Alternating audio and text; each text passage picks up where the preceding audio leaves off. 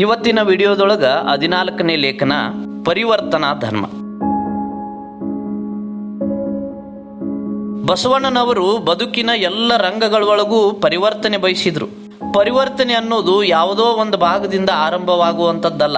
ಮಾನವರು ನೆಮ್ಮದಿ ಮತ್ತು ಮರ್ಯಾದೆಯಿಂದ ಬಾಳುವಂತ ವಾತಾವರಣ ಸೃಷ್ಟಿಸಲಿಕ್ಕೆ ಎಲ್ಲ ಕ್ಷೇತ್ರಗಳೊಳಗ ಬದಲಾವಣೆ ಆಗಬೇಕಾಗ್ತದ.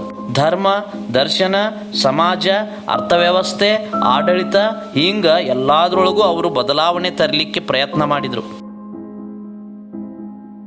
ಇಂಥ ಪ್ರಯತ್ನಗಳಿಗಾಗಿ ಜನಸಮುದಾಯ ಆತುರಿತಿತ್ತು. ನಮ್ಮ ಸಮಾಜದಲ್ಲಿನ ಕಷ್ಟಜೀವಿಗಳು ಶತಮಾನಗಳಿಂದ ಇಂಥ ಬದಲಾವಣೆಗಾಗಿ ಕಾಯ್ತಿದ್ರು.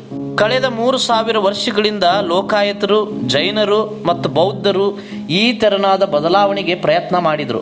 ಆದ್ರೆ ಮನುವಾದಿಗಳು ಲೋಕಾಯತರ ಸಾಹಿತ್ಯವನ್ನ ಸುಟ್ಟು ಅವರು ಕೊಲೆ ಮಾಡಿದ್ರು. ಮಹಾವೀರನ ನಂತರ ಕೆಲವೇ ದಶಕದೊಳಗ ಜೈನ ಧರ್ಮ ವೈದಿಕ ವ್ಯವಸ್ಥೆಯ ಜೊತೆಗೆ ಹೊಂದಾಣಿಕೆ ಮಾಡಿಕೊಂಡಿತು. ನಂತರ ಬಂದ ಬೌದ್ಧ ಧರ್ಮ ಅವೈದಿಕ ವ್ಯವಸ್ಥೆಯನ್ನ ತರಲಿಕ್ಕೆ ಪ್ರಯತ್ನ ಮಾಡಿತು. 2600 ವರ್ಷಗಳ ಹಿಂದೆ ಭಗವಾನ್ ಬುದ್ಧ ಇಂಥ ಯೋಚನೆ ಮಾಡಿದ್ದು ಸಾಮಾನ್ಯ ಮಾತಲ್ಲ.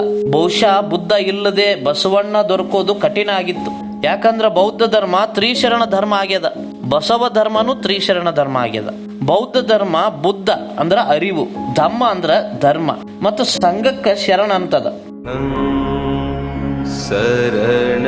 ಬಸವ ಧರ್ಮ ಕೂಡ ಗುರು ಅಂದ್ರ ಅರಿವು, ಲಿಂಗ ಅಂದ್ರ ಧರ್ಮ ಮತ್ತು ಜಂಗಮ ಅಂದ್ರ ಸಂಘಕ್ಕ ಶರಣ ಅಂತದ.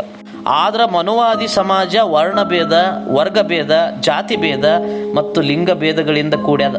ಅಷ್ಟೇ ಅಲ್ಲದೆ ವೇಶ್ಯಾವಾಟಿಕೆನೂ ಆ ಸಮಾಜದ ಒಂದು ಭಾಗ ಆಗ್ಯದ.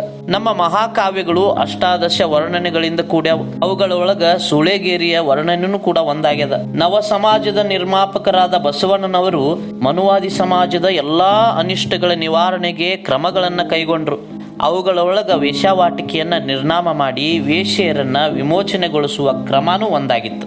ಮೈಕೂಲಿ ಮಾಡ್ತಾ ಪಣ್ಣಾಂಗಿಯರೆನಿಸಿದ ವೇಶ್ಯೆಯರಿಗೂ ಬಸವಣ್ಣನವರು ಆತ್ಮಗೌರವದ ಪಾಠ ಕಲಿಸಿದ್ರು. ಪಣ್ಣಾಂಗಿಯರು ಇಷ್ಟಲಿಂಗ ದೀಕ್ಷೆ ಪಡ್ಕೊಂಡು ಪುಣ್ಯಾಂಗಿಯರಾದ್ರು. ಅಂತವರೊಳಗ ಸೂಳೆ ಸಂಕವ್ಯ ಅಂತ ಶರಣೆಯರು ವಚನಕಾರ್ತಿಯರು ಆದ್ರು. ಮೈಕೂಲಿಯಿಂದಾಗಿ ಅಪಮಾನಕ್ಕೊಳಗಾದವರು ಆತ್ಮಗೌರವದೊಂದಿಗೆ ಕೈಕೂಲಿ ಮಾಡತೊಡಗಿದ್ರು. ವೇಶ್ಯೆಯರ ಮಕ್ಕಳಿಗೂ ಇಷ್ಟಲಿಂಗ ದೀಕ್ಷೆ ಕೊಟ್ಟು ದಾಸಿಪುತ್ರನಾಗಲಿ ವೇಶ್ಯಾಪುತ್ರನಾಗಲಿ ಶಿವದೀಕ್ಷೆಯಾದ ಬಳಿಕ ಸಾಕ್ಷಾತ್ ಶಿವನೆಂದು ವಂದಿಸಿ ಪೂಜಿಸಿ ಪಾದೋದಕ ಪ್ರಸಾದವ ಕೊಂಬುದೇ ಯೋಗ್ಯ ಅಂತ ಸಾರೋದ್ರ ಮೂಲಕ ವೇಶ್ಯಾಪುತ್ರರಿಗೂ ಸಮಾನತೆಯ ಸ್ಥಾನದೊಳಗ ನಿಲ್ಲಿಸಿದ್ರು. ಇಷ್ಟಲಿಂಗ ದೀಕ್ಷೆ ಪಡೆದ ರಾಜಪುತ್ರನೂ ಅಷ್ಟ, ವೇಶ್ಯಾಪುತ್ರನು ಅಷ್ಟ ಅನ್ನೋದನ್ನ ಲೋಕಕ್ಕ ಅರುಹಿದ್ರು. ಇಂಥ ಸರ್ವಸಮತ್ವದ ವ್ಯವಸ್ಥೆಯನ್ನ ಇಡೀ ವಿಶ್ವದೊಳಗ ಪ್ರಥಮ ಬಾರಿಗೆ ತಂದ ಶ್ರೇಯಸ್ಸು ಬಸವಣ್ಣನವರಿಗೆ ಸಲ್ತದ ಅಂತ ಶ್ರೀಯುತ ರಂಜಾನ್ ದರ್ಗಾ ಅವರು ಈ ಲೇಖನದೊಳಗ ಬರೀತಾರ.